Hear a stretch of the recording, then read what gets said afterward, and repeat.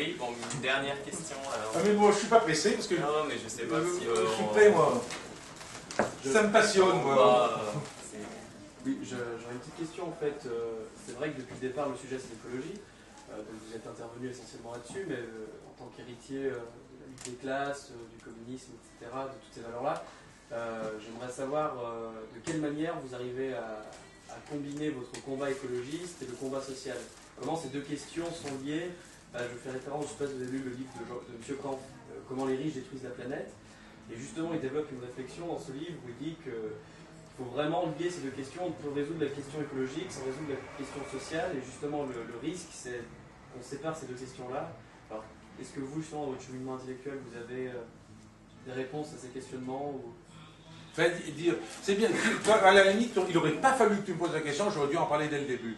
Parce que, non mais c'est vrai, parce que les questions de l'écologie sont très liées aux questions sociales. Je ne veux pas revenir, là aussi, développement durable, les trois pieds du développement durable, le social, l'environnement et puis l'économie. Et c'est vrai que depuis le début, je me rends compte, donc va pas me dénoncer auprès du Parti communiste, parce que je me rends compte que je fais attention, c'est vrai, non mais c'est très important, j'aurais dû peut-être davantage, c'est bien que tu poses la question, faire lien avec les questions sociales. Parce que d'une part, c'est indiscutablement partout sur la planète, que ce soit chez nous, que ce soit dans n'importe quel pays du monde, les premières victimes des problèmes environnementaux sont les plus pauvres. La question de l'eau touche prioritairement, bien sûr, les peuples les plus pauvres. L'augmentation du niveau de l'eau va toucher les populations qui sont les plus pauvres. Le développement des biocarburants concerne les populations les plus pauvres d'Amérique du Sud qui vont être chassées de leurs terres, où il y avait des agricultures vivrières, pour développer une forme de monoculture. Et donc, il y a les conséquences des choix qui sont faits ont des conséquences directes sur le devenir de la planète.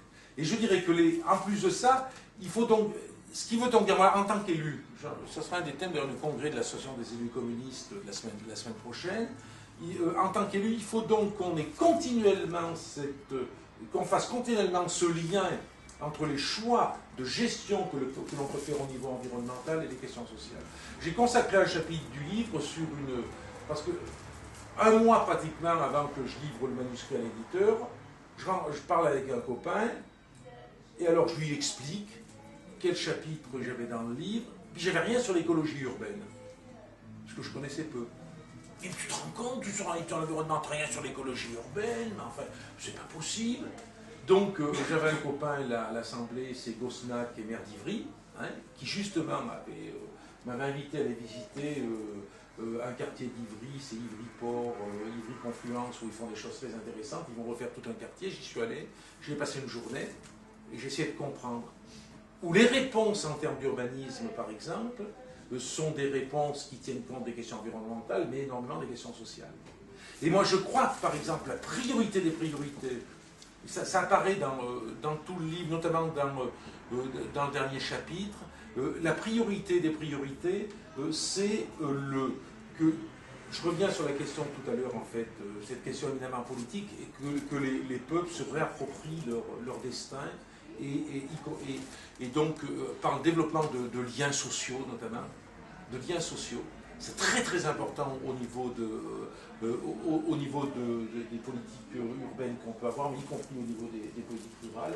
Et ce que je dis, il faut qu'on accompagne toutes les initiatives, à quelque niveau qu'ils soient, qui sont des initiatives de résistance au système. Quand j'avais ton âge, je pensais au Grand Soir. Hein.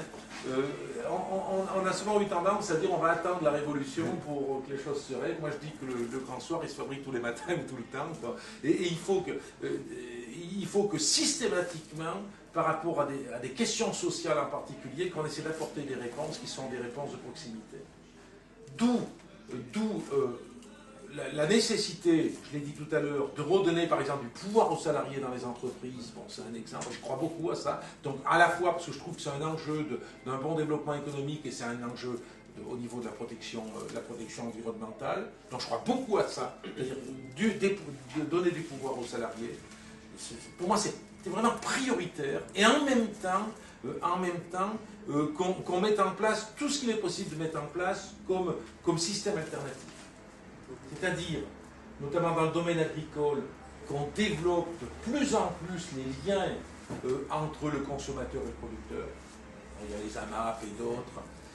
Que dans le domaine de la production économique, sans pour autant mettre en cause les PME qui ont un rôle déterminant, qu'on développe, quand on le peut, des systèmes du type coopérative ouvrière, qu'on soit beaucoup plus offensif par rapport à ça, qu'on développe tous les réseaux qui sont les réseaux de proximité, on le voit au niveau social, il y a beaucoup de choses qui se font dans notre pays. On évalue à peu près 2 millions de personnes aujourd'hui déjà dans notre pays comme ça.